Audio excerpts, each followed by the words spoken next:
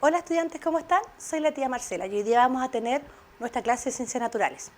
Hoy vamos a ver algún tema muy interesante. Vamos a hablar acerca de la presión atmosférica. ¿Qué es? ¿Te lo podrás imaginar? Muchas veces imagino que has escuchado noticias cuando dicen la presión atmosférica y los meteorólogos hablan de esto, pero ¿sabes lo que es? Antes de saber y conversar sobre este tema, vamos a leer el objetivo de la clase del día de hoy. ¿Qué es?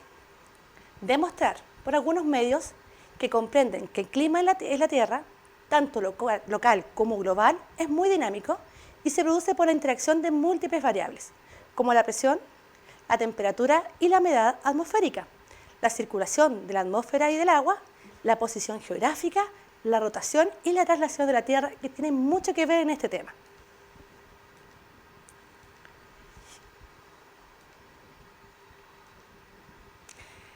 La presión del aire.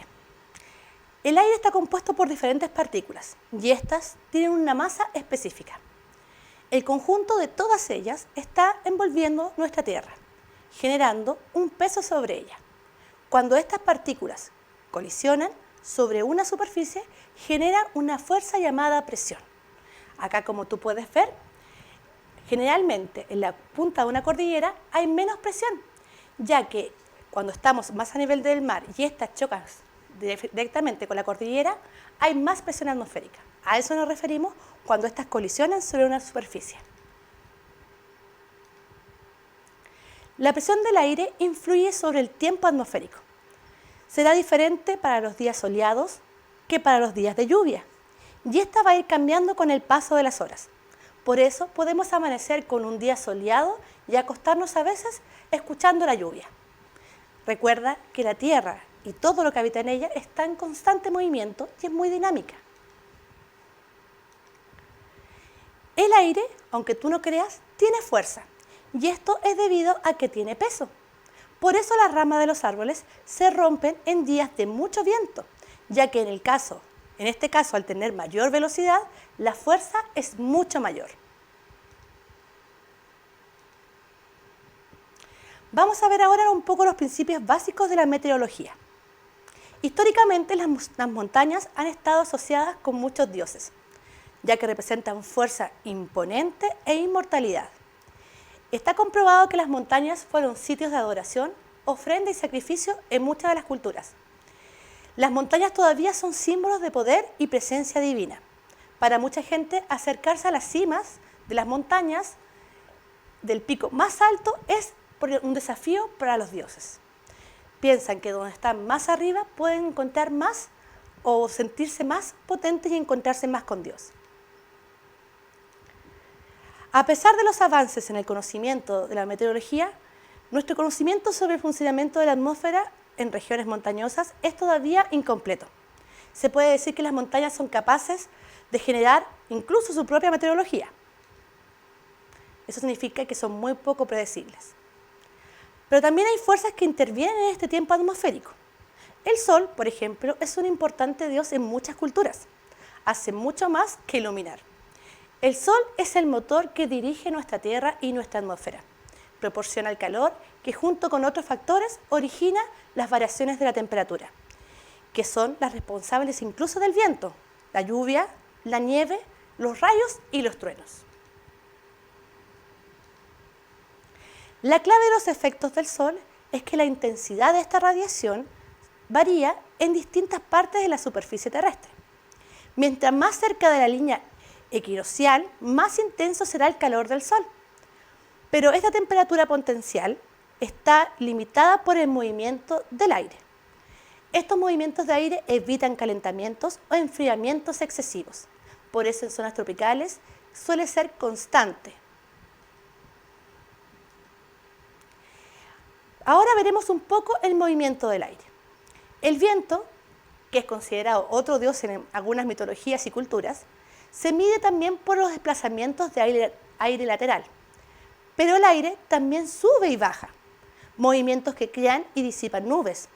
Cuando el aire se enfría, se vuelve incluso más denso y baja, lo que causa el aumento de esta presión atmosférica, así como tú puedes ver en esta imagen. Cuando este aire se calienta, se vuelve menos denso y este sube, lo que causa una baja de presión. Esas diferencias de temperatura hacen que se mueva el aire lateralmente y causen el viento. Generalmente el aire se mueve de zonas de alta presión a zonas de baja presión. Este aire que se desplaza de las zonas de alta presión lleva consigo también una humedad.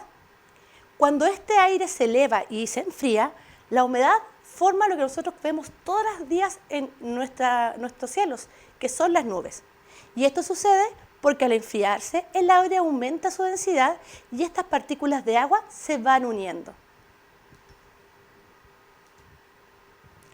El aire de los polos es mucho más frío y por lo tanto es mucho más denso que el aire ecuatorial.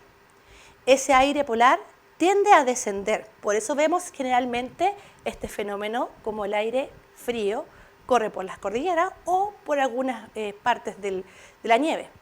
Ese aire polar tiende a descender. Las zonas donde desciende es la región de altas presiones. Y a medida que ese aire de alta presión desciende, aumenta su presión y aumenta también su temperatura. Ese calentamiento en la zona de alta presión tiende a evaporar la escasa humedad presente en el aire. Este es el principal motivo de que el Ártico reciba tan pocas precipitaciones. Por ejemplo, por este motivo se crean zonas de alta presión en las zonas templadas, cercanas a los trópicos de Cáncer y de Capricornio o paralelos 60. Mucho del aire que se eleva desde la línea equinoccial y que debería descender en los polos, desciende antes en las zonas más templadas y crea en estos lugares zonas de alta presión. Al ser zonas de alta presión, son lugares con muy poca lluvia. Por ejemplo, está el desierto de Atacama y también de Baja California. Esta alta presión generalmente se desplaza hacia la línea equinoccial y hacia los polos. El aire de estas zonas de alta presión que se desplazan hacia los polos se encuentran con el aire que es desplazado de las zonas de alta presión de los polos, creando otra zona de baja presión en el paralelo 60. Al ser una zona de baja presión, es una zona de mucha precipitación, por ejemplo, el sur de Chile o el estado de Washington en Estados Unidos. Esta zona donde se encuentran los vientos polares y los vientos tropicales es denominada el frente polar. El frente polar es el lugar donde se originan lo que al bajar la latitud se transforman en temidas tormentas tropicales, tifones y huracanes, lo que generalmente tú puedes ver en televisión, generando este tipo de fenómenos. En resumen, por efecto de temperatura y el movimiento de la Tierra, tenemos zonas de alta presión con mucha lluvia. Es la línea equinoccial y en los paralelos 60. Y tenemos zonas de baja presión que tienen poca lluvia, que son en los polos y en los paralelos 30.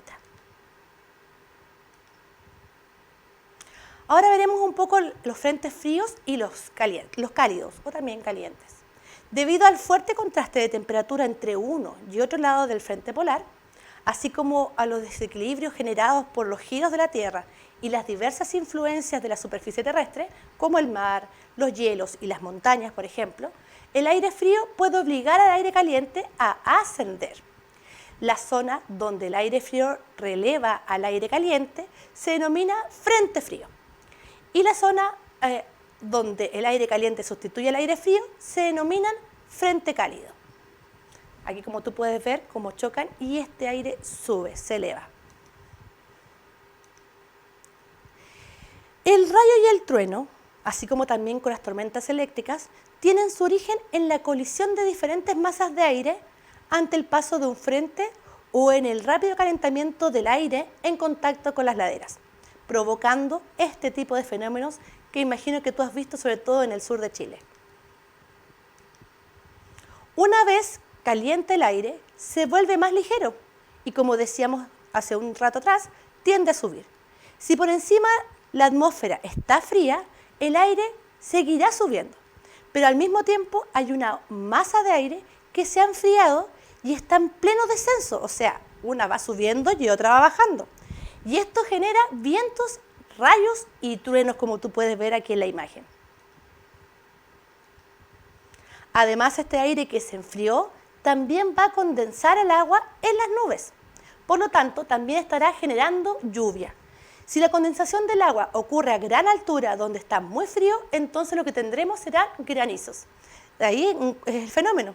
Así que cuando tú estés en tu casa y veas de repente granizar, ya sabes por qué es. La caída de un rayo puede calentar el aire del entorno por encima de los 25.000 grados centígrados. Este calentamiento hace que el aire se expanda en forma explosiva y es lo que produce el trueno. Los truenos son los movimientos o los ruidos muy fuertes que tú sientes en el cielo, así como choques, esos son los truenos.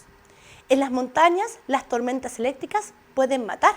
Por lo tanto, si una tormenta se acerca, hay que buscar resguardo y evitar completamente estar en exposición, ya que ocurre este fenómeno. Y los rayos, como ya decíamos, son muy peligrosos.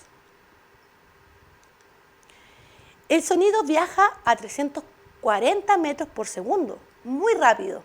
Por lo tanto, desde que se va el rayo hasta que suena el trueno, se puede estimar la distancia a lo que se encuentra la tormenta. Si los tiempos entre que se ve el rayo y se escucha el trueno va aumentando, es que la tormenta se está alejando. Y si los tiempos se van acortando, significa que la tormenta está más cerca. Nosotros aquí en Rancagua hemos podido ver este fenómeno muy de cerca, ¿verdad? Sobre todo en los días de lluvia o cuando estamos como, hoy decimos va a llover porque está todo oscuro, pero en realidad no llueve, es porque está generando este movimiento en los cielos.